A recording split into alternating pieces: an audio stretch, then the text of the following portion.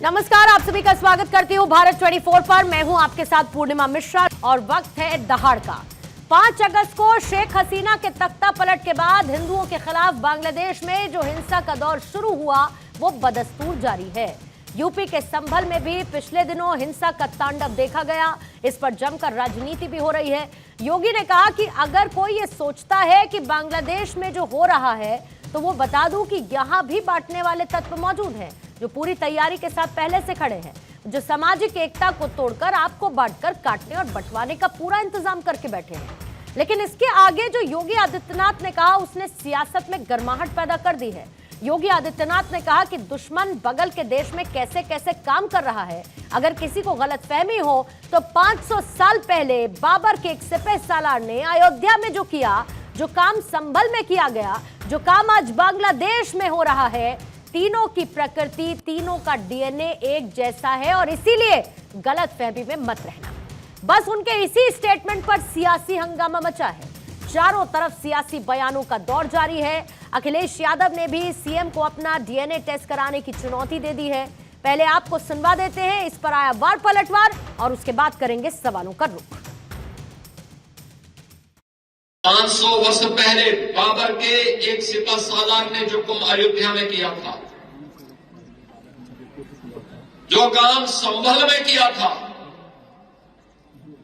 और जो काम आज बांग्लादेश के अंदर हो रहा है, तीनों की प्रकृति, तीनों का डीएनए एक जैसा है।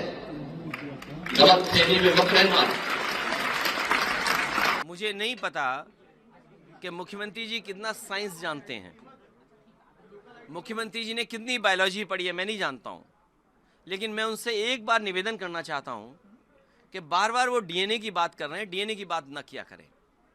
मैं आपके माध्यम से और बड़ी जिम्मेदारी से कह रहा हूं मैं कि वो डीएनए की बात न करें, और अगर डीएनए की बात करते हैं तो मैं भी अपना डीएनए और हम सब लोग अपना डीएनए चेक कराना चाहते हैं, और मुख्यमंत्री जी आप भी अपना डीएनए चेक करा दो। योगी जी महाराज ने जो कहा है बिल्कुल सही कहा है, और उन्होंने कोई बात अपनी तरफ से नहीं कही, उन्होंने इतिहास के पन्नों को दोहराया है। हमारा हिंदुस्तान का युवा, हिंदुस्तान का हिंदू इतिहास को भूल गया है। इतिहास के पन्नों में दर्ज है कि कितने टन जनेऊ तोड़े जाते थे, कितनी शिखाएं काटी जाती थी, तब जाकर के एक आक्रांता भोजन करता था। बिल्कुल राम के नहीं योगी जी, ये अयोध्या की जनता ने बता दिया। इस चुनाव के परिणाम ने अयोध्या की जनता का संदेश, भगवान राम का यही संदेश है कि योगी जी भगवान राम के नहीं है। योगी जी से कहेंगे कि मानसरोवर पे चला जाए। देखिए, लगातार इस तरीके से वो टारगेट करके जो माइनॉरिटी पर अटैक करते हैं, मेरे ख्याल से वो बहुत गलत है। और जो संभल में हुआ है और जिसको वो 500 साल पहले से जोड़ रहे हैं, तो उस वक्त राजशाही शासन हुआ करते थे। अब हमारे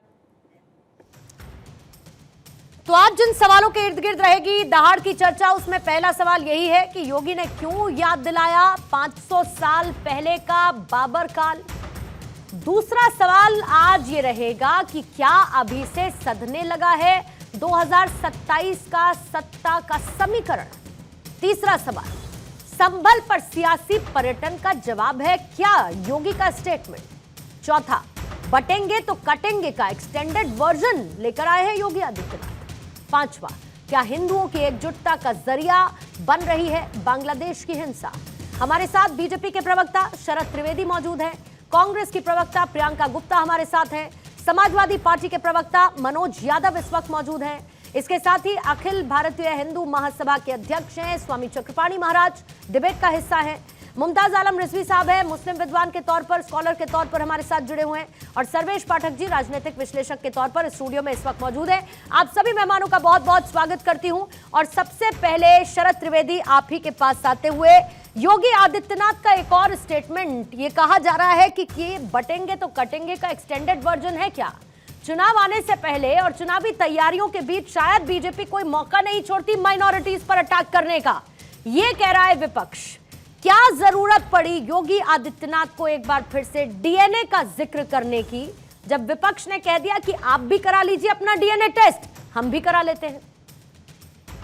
देखिए, माननीय योगी जी अपराधियों की बात कर रहे थे, आतंकियों की बात कर रहे थे। जो आतंक की घटना घटी है संभल में, वही आतंकी घटना घट रही है बंगाल में, और यही चीज पहले हुआ था। जो आज से 500 साल पहले जब बाबर आए थे, क्योंकि सबसे पहली चीज है कि हमारे कानून में इकबालिया बयान को बहुत अहमियत दी जाती है अपराध में। तो अगर कोई अपराध की घटना घटी है, और बाबर ने खुद आईने अकबरी में ये कहा है और बाबरनामा में कहा है, वॉल्यूम 2 पेज 285, कि साहब मैंने इसको तोड़वाया है। संभल की मस्जिद का जो मंदिर है, अयोध्या का मंदिर है और पानीपत का, ये तीनों उन्होंने कहा है कि मैंने तोड़वाया है। तो जब, और वो सेकुलर थे, क्योंकि उन्होंने अपना सारा जीवन सांप्रदायिक ताकतों से लड़ने में लगा दिया। उन्होंने ये बात कही। यही चीज औरंगजेब ने कही मासीर आलमगिरी में। उन्होंने कहा कि साहब, उनका जो कोर्ट का ऑर्डर था कि साहब 1659 को 2 तारीख को ये रिपोर्ट आ गई थी उनके कोर्ट में कि साहब जो बनारस की जो बाबा विश्वनाथ का मंदिर है उसको तोड़ दिया गया है, और उसकी रिपोर्ट आई। उसी के साथ दूसरा मंदिर जो कालका जी में दिल्ली में, उसको तोड़ने का ऑर्डर इशू हुआ। और उसके बाद ऑर्डर इशू हुआ कि साहब जो केशव देव मंदिर है मथुरा में, उसको तोड़ के उसकी मूर्तियों को आगरा लाया जाए और जहानारा मस्जिद के सामने उसको बिछाया जाए, ताकि मोमिन या जो पुण्य आत्मा लोग हैं उसके ऊपर चल के मस्जिद जाए। तो ये वो लोग कह रहे हैं। हम तो कह रहे हैं कि जितने भारत के मुसलमान हैं वो मेरे अपने हैं। मैं तो उनके ऊपर भी क्लेम कर रहा हूं। लेकिन यहाँ उनकी बात हो रही है, जो आपराधिक तत्व हैं, जो अराजक तत्व हैं, जो आतंकी तत्व हैं, ये वहां भी काम कर रहे हैं, यहाँ भी काम कर रहे हैं। और बीच बीच में इनकी इस तरह की घटना को अंजाम दे के वो बता देते हैं कि हम जीवित हैं और उनसे हमें बचने की जरूरत है। इसको माननीय योगी जी आगाह कर रहे हैं सारी जनता को, पूरे देश को। ठीक है, मनोज यादव जी प्रसंग समझ गए। जो अभी योगी आदित्यनाथ ने कहा, उन्होंने क्यों कहा, जिसको शरद त्रिवेदी जी ने एक्सप्लेन किया। लेकिन ऐसा क्यों लगता है समाजवादी पार्टी की बौखलाहट देखकर कि कहीं पे निगाहें, कहीं पे निशाना के उस थॉट प्रोसेस में निशाना शायद सही जगह पर लगा हो, इसीलिए अखिलेश यादव को इतनी समस्या हो गई कि वो यहां तक पहुंच गए कि योगी आदित्यनाथ भी अपना डीएनए टेस्ट करवा ले, हम भी करवा लेते। अरे अपराधियों की बात कर रहे थे, थोड़ी अखिलेश यादव जी की बात कर रहे थे योगी आदित्यनाथ। नहीं, देखिए, लगातार इस देश में डीएनए की बात बहुत होती है और डीएनए ये दिखाने की कोशिश किया जाता है कि साहब हम जो हैं वो एक हैं और ये दूसरे डीएनए वाले हैं। तो योगी आदित्यनाथ को जवाब इसलिए दिया गया है, और जवाब ये लगातार सवाल है कि पहले यह तय हो जाए कि इस देश का मूल निवासी कौन है। भाई अभी तो झगड़ा इसी बात का है ना कि ये आक्रांता हैं, ये बाहरी हैं, ये हम यहाँ के मूल निवासी हैं। तो यहाँ के मूल निवासियों का डीएनए किसका है, और यहाँ के बाहर आए हुए आक्रांता तो वो लोग भी हैं। मैं तो पूरी जिम्मेदारी से कह रहा हूं, जो मुगलों से और मुसलमानों से पहले इस देश में आए थे वो भी आक्रांता है। उन्होंने भी इस देश में यहाँ के मूल निवासियों को काटा। आपको पता नहीं है? अभी एक आपके यहाँ कोई अशोक पांडे कौन अभी बाइट दे रहे थे कि भाई एक एक जनेऊ काटते थे। कितने बुद्ध के टेंपल गिराए गए, कितने बौद्धों के सर काटे गए, किसने काटा? जब बौद्धों के सर काटे गए तब तो इस देश में मुसलमान भी नहीं था। वो कौन लोग थे, उनका परिचय कौन कराएगा? तब जब डीएनए चेक होगा तब पता चलेगा कि कौन यूरेशिया से आया है, कौन मिस्र से आया है, कौन मेसोपोटामिया की सभ्यता से आया है और कौन इस देश का नागरिक है।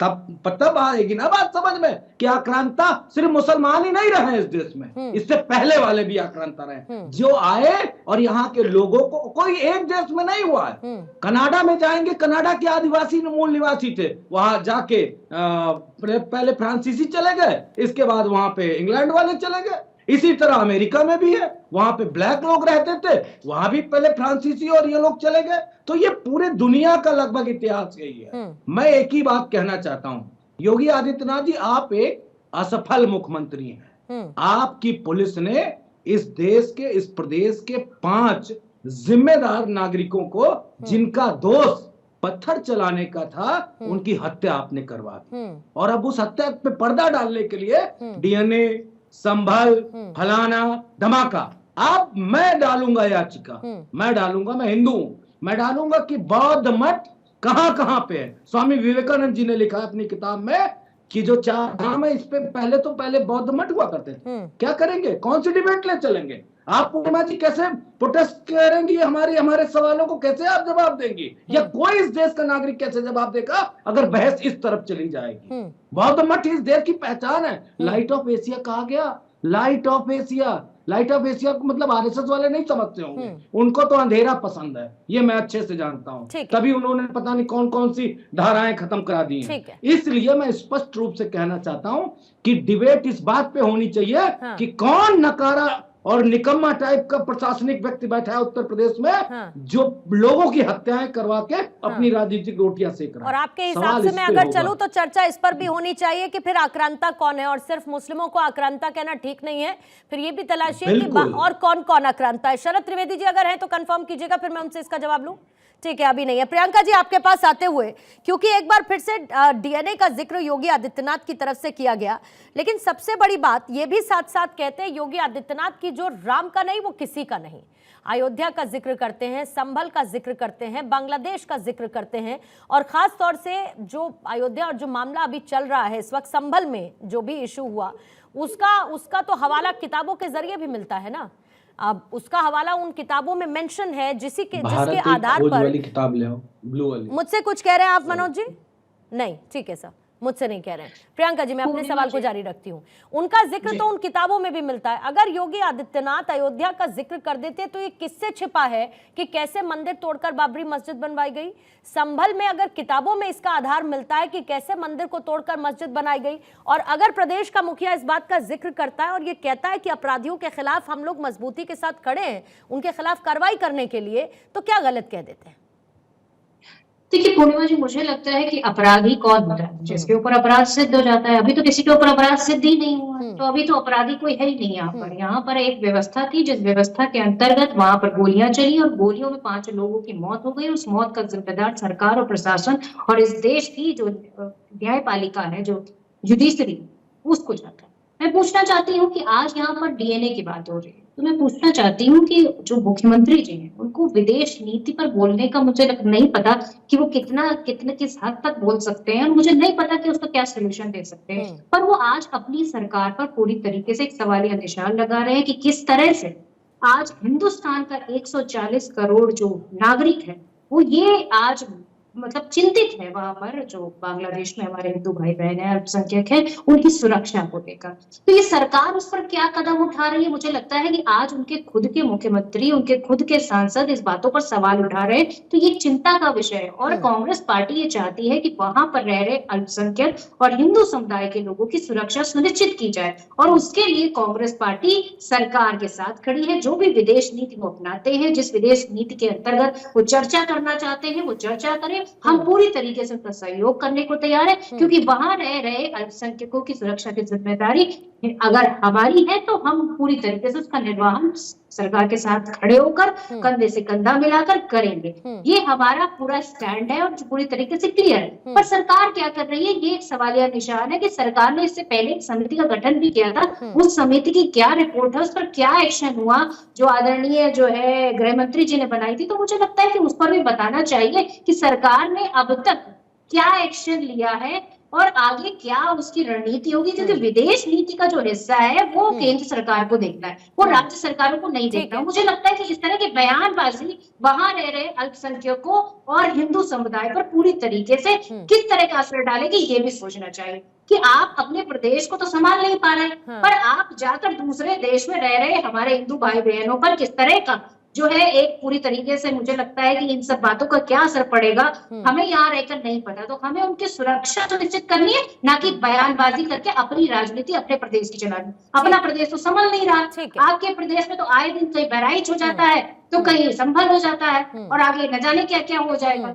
बस यही तो अपने प्रदेश के लोगों की सुरक्षा तो सुनिश्चित नहीं कर पा रहे। साथ साथ कहने की कोशिश उनके द्वारा सर्वेश पाठक जी की गई कि जो दंगाइयों हैं उनके लिए कोई फ्री सेफ पैसेज नहीं है, उनको उनके ऊपर सख्त कार्रवाई की जाएगी।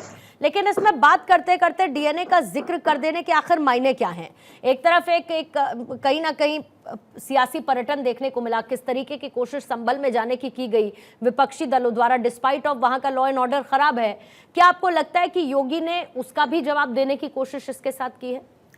पूर्णिमा जी सबसे पहले नमस्कार। देखिए इसमें क्यों इस चीज को वहां से उसकी जो है तुलना की गई, इसके पीछे सचमुच जो है अगर आप तथ्य में जाएंगे तो देखेंगे आखिर अगर संभल में कोर्ट का आदेश है, ये बार बार लाल किताब लेकर राहुल गांधी चाहे समाजवादी पार्टी के नेता चारों तरफ घूमते हैं और उसी लाल किताब के कारण न्यायालय स्थापित है हमारे देश में और उनके ऑर्डर पे वहां हुआ और वहां पे अगर हुआ तो वहां पे आप देख रहे हैं महिला बच्चे बूढ़े सब नए ईंटों के पत्थर, आखिर ये सुनियोजित तरीके से ये किया गया कि नहीं, जमा पत्थर किया गया, आखिर क्यों बरसाया गया, मुझे बताइए ना कि अगर वहां पे कोर्ट के ऑर्डर से काम हो रहा है तो इन मुस्लिम भाइयों को क्या आपत्ति हो गई उसमें। मस्जिद तो नहीं तोड़ा जा रहा था, मस्जिद में तो कुछ नहीं हो रहा था, तो आखिर ये पत्थरबाजी क्यों हुई। तो यहां पे सवालिया निशान उठते ही हैं कि अगर 500 साल पहले आक्रांता ने, औरंगजेब हो चाहे बाबर हो, अगर मंदिर तोड़ के मस्जिद का निर्माण किया गया और अभी भी वही प्रक्रिया चल रही है। आप बात कर रहे हैं अखिलेश यादव बार बार डीएनए, वो तो अपराधी जो एक लड़की के रेप केस में अपराधी या उनका नेता पाया जाता है तो कहते हैं कि पहले आप उसका डीएनए टेस्ट करवाओ, इतने मतलब वो गिरी हुई बात बोलते हैं। दूसरी बात, उन्हीं के करहल में अभी एक लड़की, वो भी दलित है, जो पीडीए की बात करते हैं लेकिन उसकी हत्या कर दी जाती है चुनाव के दौरान। वहां पे टूरिज्म कोई नहीं गया, उस करहल में टूरिज्म के लिए कोई नहीं गया, न राहुल गांधी दौड़ के गए, न प्रियंका गांधी दौड़ के गई, न अखिलेश यादव, क्योंकि अखिलेश यादव वहीं से आते हैं, उनका क्षेत्र रहा है करहल। लेकिन यहाँ पे केवल और केवल राजनीति करनी है। मुझे बता दीजिए कि आखिर ये जो पत्थरबाजी की घटना हुई क्यों हुई, किसके कहने पे उन लोगों ने सुनियोजित तरीके से इतने पत्थर अपने घर में जमा किए। ये तो न्यायिक जांच होगी तो उसकी रिपोर्ट आएगी तो उसमें पता चलेगा ना किसने की किसने नहीं की। देखिए न्यायिक जांच और ये प्रत्यक्षदर्शी है। ये तो ना कांग्रेस बताएगी ना समाजवादी पार्टी बताएगी। सर समाजवादी पार्टी जब अखिलेश यादव पूर्णिमा जी जब मुख्यमंत्री बने थे, लॉ एंड ऑर्डर स्टेट का कंसर्न है।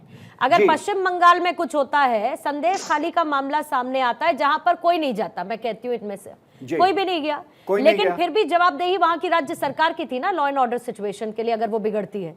ठीक वैसे उत्तर प्रदेश में भी है। रत्नाकर जी बीजेपी के प्रवक्ता इस वक्त हमारे साथ जुड़े हुए हैं, बीजेपी के प्रवक्ता हमारे साथ अब रत्नाकर जी हैं। रत्नाकर जी, आपसे पहले हमारे साथ शरद त्रिवेदी जी थे, हालांकि मैं उनका टेक ले चुकी थी, लेकिन जल्दी से एक बार सर मैं आपकी प्रतिक्रिया लेना चाहूंगी। आखिर योगी आदित्यनाथ को 500 साल पहले के बाबर काल को आज याद दिलाने की जरूरत क्यों पड़ी?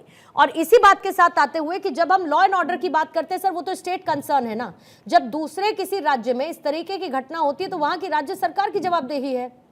अभी भी तो जवाबदेही यहाँ की सरकार की है ना, उत्तर प्रदेश की राज्य सरकार की। बिल्कुल पूर्णिमा जी, राज्य में अगर कोई भी घटना होती है तो उसकी जवाबदेही राज्य सरकार की होती है, ये मैं आपकी बातों से पूरी तरह से सहमत हूं। लेकिन विपक्ष को अपनी जिम्मेदारी समझनी चाहिए, चाहे वह समाजवादी पार्टी हो चाहे वह कांग्रेस पार्टी हो। विपक्ष का कर्तव्य क्या है? विपक्ष का कर्तव्य यही है कि वह सरकार में सहभागी बने और सरकार जो भी निर्णय लेती है जनता के हित में उसको ध्यान में रख करके और उसको आगे बढ़ाए, न कि लोगों को भड़काना, न कि लोगों को उकसाना। क्या किया है समाजवादी पार्टी ने? इन लोगों ने सिर्फ वहां पे लोगों को संभल में लोगों को भड़काने और उकसाने का काम किया है। आज मैं कांग्रेस पार्टी के प्रवक्ता से पूछना चाहता हूं कि राहुल गांधी आखिर में क्या जरूरत पड़ी संभल जाने की? आप अपनी आवाज अगर उठाना चाहते हैं तो संसद चल रहा है, संसद का सत्र चल रहा है, आप लीडर ऑफ अपोजिशन है, आप वहां पे खड़े होकर के अपनी आवाज उठाइए, सही और गलत का वहां पे आप विश्लेषण दीजिए, आपको वहां पे जवाब भी मिलेगा। जरूरत है सड़क पे उतर करके जो इस तरह से माहौल को खराब करने के लिए आप वहां पे जाना चाहते हैं, अपनी राजनीतिक रोटियां सिर्फ सेकना चाहते हैं, आप दर्शाना क्या चाहते हैं, दिखाना क्या चाहते हैं? इस बातों से यही दिखाना और दर्शाना चाहते हैं कि आपको सिर्फ अपने सियासत की पड़ी है, लोगों की भावनाओं को कुरीदने का, दंगा भड़काने का, लोगों को उकसाने का काम आप करना चाहते हैं और चाहते हैं कि अशांति फैले और तुष्टीकरण की राजनीति जो है वो आपकी फले फूले, इसीलिए आप वहां पे जाना चाहते हैं। नहीं तो आप संसद में बैठ करके उसको चर्चा कर सकते हैं, उसमें क्या बातें हुई नहीं हुई। ठीक है, वो तो समाजवादी पार्टी के वरिष्ठ नेता ने पूछ ही लिया ना कि राहुल गांधी वहां पर जाकर ये औपचारिकता क्यों कर रहे हैं, भाई आए संसद में इस मुद्दे को उठाए। 20-20 सेकंड का काउंटर प्रियंका जी, मनोज जी आपसे लूंगी। प्रियंका जी आपसे शुरुआत कर रही हूँ। देखिए पूर्णिमा जी, यहाँ पर ये अभी कह रहे थे कि निर्णय, अरे भाई निर्णय आप लीजिए, हम तो कह रहे हैं कि आपके विदेश नीति में पूरी तरीके से समर्थन देंगे, पर फिर भी आप निर्णय नहीं ले पा रहे हैं। अब जब आप निर्णय नहीं ले पा रहे हैं तो खिसियानी बिल्ली खंभा नीचे वाला हाल है। और जिस तरह की बयानबाजी उत्तर प्रदेश के मुख्यमंत्री कर रहे हैं, उससे क्या शांति नहीं, व्यवस्था बनी दंगाइयों पर रहेगी? कार्रवाई वहां की राज्य सरकार करे, इसमें तो आप साथ है ना प्रियंका जी? अरे भाई, दंगाइयों पे कार्रवाई करेगी, पर उन पर कार्रवाई कौन करेगा जो वहां पर सर्वे टीम के साथ नारे लगाते हुए जा रहे थे? हाँ। उन पर भी तो कार्रवाई बनती है, उन पर कोई कार्रवाई नहीं कोई भी हो, आज- कोई भी हो दंगाई, उस पर कार्रवाई हो तो साथ है ना आप, वो कोई भी हो। अरे भाई, कार्रवाई करिए, पर कार्रवाई निष्पक्ष होनी चाहिए, और निष्पक्ष कार्रवाई नहीं हो रही है, ये सबको पता है, क्योंकि अभी तक कोई केस नहीं बना है, किसी को अरेस्ट नहीं किया गया। वहां पर जो लोग जा रहे थे सर्वे टीम के साथ, वो नारे लगा रहे थे। क्या नारे लगाना मतलब ये आप रत्नाकर जी टीम का कोई हिस्सा था क्या? अगर जल्दी हिस्सा से था तो बता दें आप। नहीं, अगर बैठे हैं। और दूसरी चीज मैं- सबसे मैं- बड़ी बात ये मैं- कह दूंगी, मैं जो कांग्रेस मुख्यमंत्री जी पार्टी और वो अपनी समाजवादी खुन्नस पार्टी निकालते दोनों से रहते पूछना हैं, चाहता और हूं। खुन्नस उनको दोनों लोग से असलियत में मेरा है इस देश के सुन लीजिए। प्रधानमंत्री से। अब तो वो जो अब सुन लीजिए, कहने की बात करते हैं, जल्दी तो प्रियंका जी, अब बात मेरी बात करते हैं पूरी हो जाने बांग्लादेश के दीजिए। प्रधानमंत्री जी की, वो असली में उन्हीं को टारगेट करते हैं। बांग्लादेश का प्रियंका जी, जो अब मेरी है, बात तो पूरी मुझे हो जाने लगता हो जाने है कि वो दीजिए। सीधे सीधे अपनी सरकार को घेरे में लेते हैं, और ये सीधे तरीके से नहीं ठीक है मैम, तो जवाब ले लेते हैं। वहाँ के रत्नाकर जी जिलेबी जल्दी बना से के काउंटर रखते रखेंगे हैं। सर, 10-10 सेकंड दूंगी, मेरे 2 मेहमान अभी बच्चे हैं पहली प्रतिक्रिया के। नहीं, जनता, देश की जनता और प्रदेश की जनता ये जानना चाहते हैं कि भाई आप इतनी आतुरता संभल में जाने की क्यों है आपको? ठीक है। बहराइच में अरे जब भाई, घटना आप होती छुपा है क्या तो रहे हैं? वहां ये पे आप बता जाते दीजिए। नहीं हैं, वहां पे नहीं, आपको आप जाने छुपा से क्या? कतराते हैं कि आपने भैया मेरे प्रशासन वहां की गोली मार मनाही दिया है गया, ना, इसलिए जो है वहां मैम, जाना नहीं प्रशासन की है। मनाही लेकिन है यहाँ ना। पे इनको जाने की आतुरता है। प्रशासन की अरे मनाही भाई, है। ये बताइए, आप प्रशासन ये कह रहा है ना कि आप इतनी तारीख के बाद आ जाइएगा, कोई दिक्कत नहीं है। कमिश्नर कह रहे हैं ना, फिर भी जाना है राहुल गांधी को, फिर भी ना उसके बंगाल का भी बावजूद नहीं जाना गए राहुल है। गांधी। है ना? मैं जल्दी जवाब से। जवाब 2 मेरी सेकंड बात मनोज जी, पूरी हो जल्दी से जाएगी। 20 पूर्णिमा सेकंड जी, मनोज पूर्णिमा जी, मेरी बात जी, सुनिए। फिर उसके बाद मैं मुमताज आलम रिजवी जी और स्वामी देखिए, चक्रपाणी महाराज आपके पास आती हूँ, जल्दी से। मैं जो बात कहूंगा देखिए, संविधान पूर्णिमा के जी, दायरे में 2 रह के सेकंड मैं रत्नाकर जी, बोलूंगा। 2 सेकंड दीजिए प्लीज। हाँ मनोज जी। हाँ, मैं स्पष्ट रूप से इस बात को कहना चाहूंगा, समाजवादी पार्टी हमारे आदरणीय नेता अखिलेश यादव जी ने लोकसभा में संभल की घटना को लेके पूरा पर्चा पढ़ दिया। सदन में कोई भी नेता, पूर्णिमा जी आप बेहतर जानती हैं कि झूठ नहीं बोल सकता।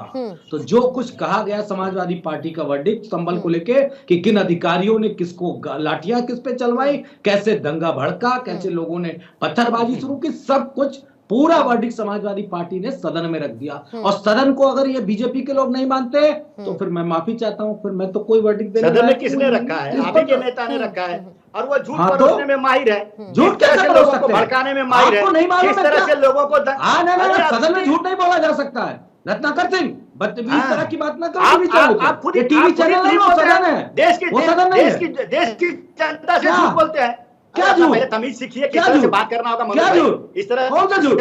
बात करने का रत्नाकर सिंह, तरीका हमको सही ना नहीं है। बताओ, हमें ना बताओ तरीका, हाँ, हमें ठीक ना है। बताओ। 5-5 लाख रुपया मुआवजा देते योगी हो, आदित्यनाथ से बताओ। 5-5 लाख मुआवजा योगी देते हो आदित्यनाथ से मुसलमानों बताओ, कैसे को। बात बहराइच करते में हो? जब लोग मारे जाते हैं तो नहीं, मुआवजा बहराइच में योगी आदित्यनाथ भाई, ने क्यों मुआवजा दूसरी दे जगह दिया? दूसरी जगह क्यों नहीं मुआवजा देते हो? बहराइच में क्यों दे क्यों नहीं दिया? देते हो मुआवजा दूसरी जगह? योगी 5-5 लाख आदित्यनाथ मुआवजा ने दंगाइयों को दिया, दोगे, दिया। दंगाइयों को मुआवजा दोगे, ये बताओ आप अच्छा। पहले।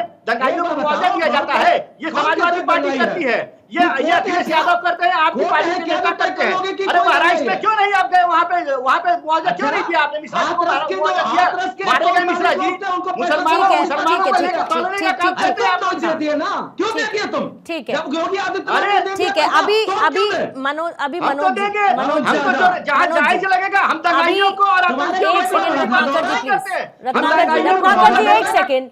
यहाँ पर जो आरोपी और नहीं करते अपराधी हैं। हैं हम- उनके हम ऊपर क्या जीरो कहते हैं? टॉलरेंस की बात हो रही है। हम एक सेकंड रत्नाकर जी, एक सेकंड रत्नाकर जी, एक सेकंड मनोज जी, मनोज जी, फिर इसी के बाद योगी आदित्यनाथ ये कह देते हैं कि समाजवादी पार्टी अपराधियों को संरक्षण नहीं दे पा रही है और इसीलिए मछली बिन पानी जैसी तड़प रही है।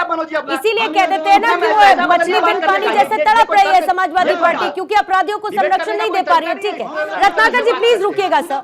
और रिजवी साहब, जो आज कहा गया 500 साल का पुराना इतिहास, बाबर और किस तरीके से आक्रांता, इन सब का जिक्र योगी आदित्यनाथ ने किया और पहली बार नहीं हुआ है सर।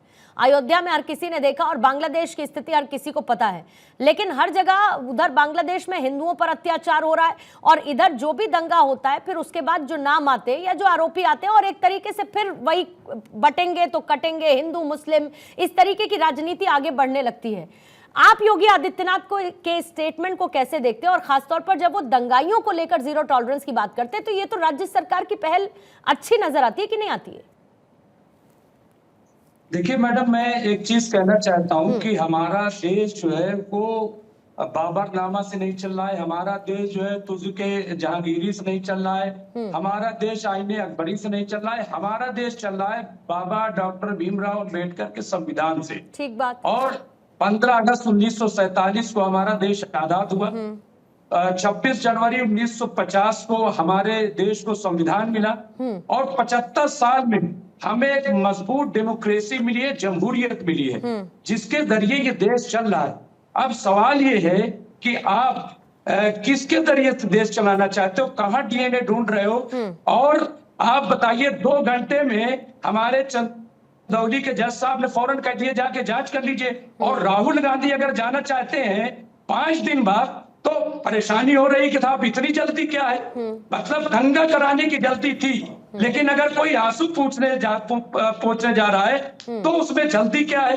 एक चीज और, जब बाबरी मस्जिद और राम जन्मभूमि का फैसला आया तो उसमें जो 5 जजों की आईनी बेंच थी, कॉन्स्टिट्यूशनल बेंच थी, उसने साफ साफ जो है प्लेसेस ऑफ वर्शिप एक्ट 1991 को कोट किया है, और उसमें साफ साफ लिखा है मैडम कि अब कोई जो पुराना मामला है वो नहीं उठाया जाएगा, उसको नहीं दोहराया जाएगा, और ये भी कहा कि अगर मजहबी प्लेसेस को बदलने की बात है तो फिर मस्जिद से पहले आप देखिए कि बौद्ध के मंदिर थे, उनको सनातन मंदिर में बदला गया। इस तरह की तमाम चीजें मौजूद है, इसलिए सबसे पहले मैं ये कहना चाहता हूँ मंदिर को मस्जिद में बदला गया, उसका तो पूरा सबूत है। बौद्ध मंदिर को किसने तोड़ा, मतलब राहुल गांधी भारत जोड़ो यात्रा चला रहे हैं, बीजेपी चला रही भारत फोड़ो यात्रा। नहीं, लेकिन कोर्ट बीजेपी के हिसाब से नहीं चल रहा है ना सर। सुनिए मुमताज आलम रिजवी जी, कोर्ट बीजेपी के हिसाब से नहीं चल रहा है ना। आपने कहा ना देश अकबरनामा से चलता है। सर सुनिए ना, आपने कहा ना ये देश अकबरनामा से नहीं चलता, और जो दूसरी किताब का आपने सर जिक्र किया, लेकिन कोर्ट ने तो उसको आधार माना ना, तभी तो सर्वे की इजाजत दी। बीजेपी ने थोड़े ही कह दिया कि जाकर आप सर्वे करिए। और अगर ऐसा है रिजवी साहब, सुनिए सर, अगर ऐसा है तो 1 सेकंड मनोज जी, अच्छा बोल लीजिए, पहले 10 सेकंड में आप बोल लीजिए, फिर मैं अपना 5 सेकंड एक मिनट रिजवी रुक जाइए। जो याचिका करता है, एक मिनट रुक जाइए, या 1 मिनट रिजवी जी रुक जाइए प्लीज। अरे 5 सेकंड के लिए प्लीज रुकिएगा सर, उससे 5 मिनट के लिए रुक जाओ। चेक करिएगा ऑडियो जा रहा है कि नहीं जा रहा है रिजवी जी को। मनोज जी आप बोलिए। सिर्फ एक बात कहना चाहता हूँ कि जो जैन साहब है, हरशंकर जैन जो है, उन्होंने ये बात एक इंटरव्यू में कही है कि मुझे स्वप्न आया कि वहां कल्कि का अवतार होगा जामा मस्जिद में, वहां पे हरि मंदिर था। उनके पास कोई ठोस आधार नहीं है, उनको स्वप्न के आधार पे, कोर्ट रिजेक्ट कर देगा, कोर्ट रिजेक्ट कर देगा। अगर कोई आधार नहीं है तो इसमें घबराने की क्या बात है, कोर्ट रिजेक्ट कर देगा। लेकिन फिर अगर इस हिसाब से स्वामी चक्रपाणी महाराज चला जाए, अगर इसी हिसाब से चला जाए, तो फिर तो हिंदुओं को, सनातनियों को अधिकार ही नहीं है ये जानने का कि कहां पर हिंदू मंदिर था, कहां पर कौन सा आक्रांता कब आया, उसने कब उसको तोड़ के मस्जिद का निर्माण कर दिया। क्योंकि बार बार बात होगी वर्शिप एक्ट की, वर्शिप एक्ट की। फिर अगर ऐसा होता तो ज्ञानवापी ना होता, ऐसा होता तो अयोध्या नहीं होता, ऐसा नहीं होगा तो फिर संभल की मस्जिद, जामा मस्जिद का जिक्र नहीं होना चाहिए फिर तो। पूर्णिमा जी देखिए, बड़ा दुर्भाग्य है, ये लड़ाई हिंदू मुस्लिम है ही नहीं है। प्रियंका जी, ये लड़ाई विदेशी आक्रांता वर्सेस भारतीयता की है। जो मुगल जो आक्रांता भारत में आकर के सोने को लूटने का काम किया, वो लुटेरे थे और हमारे मंदिरों पे मस्जिद का गुंबद बना दिया, उनके पापों की गठरी वर्तमान में जो लेके चल रहे हैं, बेवजह ढो रहे हैं, इसके वजह से फसाद हो रही है। सवाल इस बात का है कि जो औरंगजेब था या जितने मुगल थे, वो अपनी मिनट्स खुद लिखवाते थे, अपने पापों का हिसाब खुद ही लिखवा दिया। उन्होंने सोचा कि आने वाले कल में हमारा महिमा मंडन होगा, कितने मंदिर तोड़ रहे हैं। अब जब उसकी पापों की गठरी खुल रही है तो अब डीएनए का मतलब ये नहीं कि ब्लड से चेक होगा, डीएनए एक मानसिकता है। अब देखिए राहुल जी जो है संभल में आंसू पोंछने जा रहे हैं, उनको आंसू दिखाई दे दिया, लेकिन बांग्लादेश में इतने हिंदुओं के साथ अन्याय अत्याचार हो रहा है। अरे एक बार बांग्लादेश भी जाते, बांग्लादेश भी कहते कि हम जाएंगे हिंदुओं की रक्षा के लिए, भाई उस पे एक बयान नहीं किसी भी पक्ष का। और आप और जो हमारे जब मंदिर के प्रमाण है, जब माननीय कोर्ट का आदेश हो रहा है तो उस पे पत्थरबाजी हो रहा है, उस पे पत्थरबाजी किए जा रहा है। और ये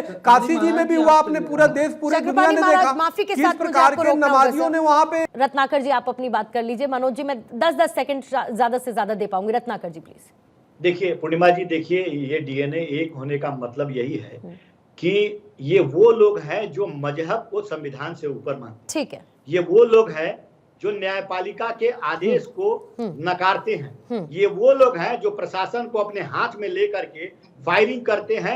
ये वही लोग हैं जिनका डीएनए एक है, चाहे आप बांग्लादेश में ले लीजिए, चाहे आप उत्तर प्रदेश में ले लीजिए। तो कहने का मतलब यही है कि यहाँ पर चक्रपाणी महाराज जो बैठे हैं उनको विदेश नीति का ज्ञान नहीं है। अगर विदेश नीति का ज्ञान होता तो वो शायद ये नहीं कहते कि राहुल गांधी जी को बांग्लादेश चला जाना चाहिए।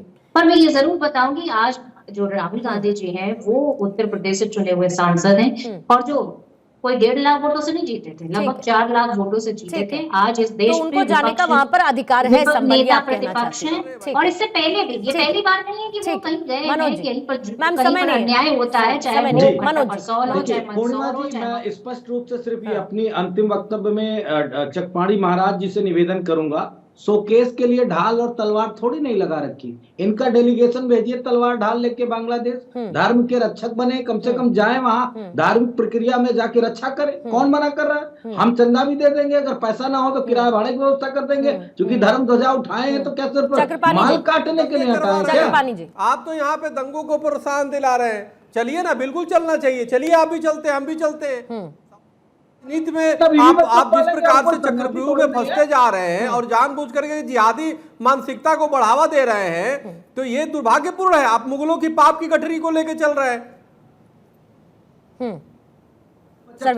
हम लोग भैया धार्मिक आदमी कम है, हम ग्रस्त वाले ज्यादा हैं। बीवी बच्चों की जिम्मेदारी, यहाँ एजुकेशन इतनी महंगी है, हम कमाएंगे नहीं तो हमारे बच्चे कैसे पढ़ेंगे? मनोज जी, लेकिन यहाँ पर बैठकर हिंदुओं की चिंता तो कर सकते हैं ना, जिनके घर में घुसकर जिनको जलाया जा रहा है, मारा जा रहा है। सर संभल में चिंता तो कर सकते हैं ना अगर दंगा होता है। ठीक है, जल्दी से प्रधानमंत्री मोदी विपक्ष के लोग हैं, एक हाथ में वो संविधान की किताब रखते हैं, लेकिन जब कोर्ट के ऑर्डर से वहां पे कुछ कार्य होता है और जितने भी आतंकी हैं तो कहते हैं कि हम उनके आंसू पोंछने जा रहे हैं। ये आतंकियों की हिमायत है, क्योंकि अगर कुछ ने पत्थरबाजी की कोर्ट के ऑर्डर पे तो वो देश के खिलाफ काम कर रहा है। ठीक है, रिजवी साहब जल्दी से 10 सेकंड सर, रिजवी साहब 10 सेकंड। देखिए मैं सिर्फ ये कहना चाहता हूँ मैडम कि जो लोग पीछे देख के चलते हैं वो ठोकर खा के गिर जाते हैं। दुनिया आगे जा रही है, हमें आगे चलना चाहिए, खोदने से कुछ हासिल नहीं होगा।